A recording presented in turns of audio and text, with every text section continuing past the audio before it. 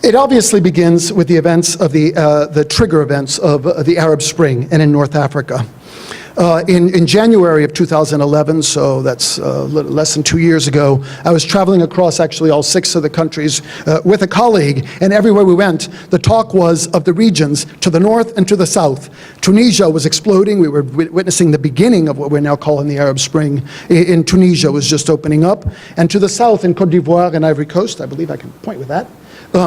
As I'm sure most of you know, there was the unfolding crisis. It was sort of reaching the particularly crucial point in the unfolding crisis following the elections, the very contested elections, and a lot of violence in Côte d'Ivoire. In Mali specifically, I remember being in Mali in January 2011, and in one of the major newspapers, independent newspapers, there was a long article about where are we going? Could we envisage a scene like Tunisia to the north? Would there be a revolution here? Can we envisage a situation like Côte d'Ivoire to the south of this kind of violence? And the tone of the article, even in independent press that tends to be alarmist, was not really, certainly not a Tunisian scenario.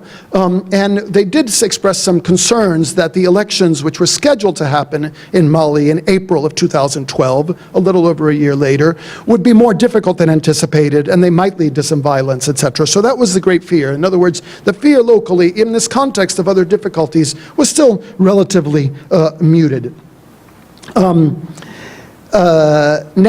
At the time, in fact, there was lots of questions people were asking, saying, you know, are these events of North Africa going to affect the countries to the south in terms of inspiring similar results or similar movements, similar springs, openings, protests, etc.? And my answer then, and it still is now, in fact, was that Mali and Niger in particular had no lessons to take from Tunisia or Egypt. They were 20 years ahead.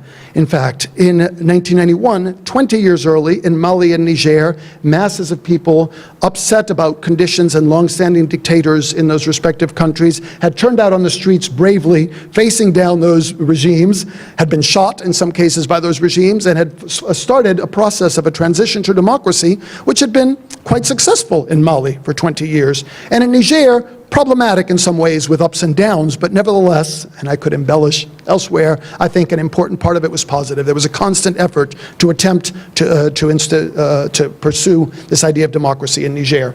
And so the point is that, that in many ways these countries had already experimented with opening up and had followed it with 20 years of discussion about what it means to institute a democracy and a secular democracy in a Muslim country, and what are the limits of those. And so I actually was at the time saying, actually, Tunisia and Egypt should look south to take some lessons, to learn about how the Sahel has handled this situation.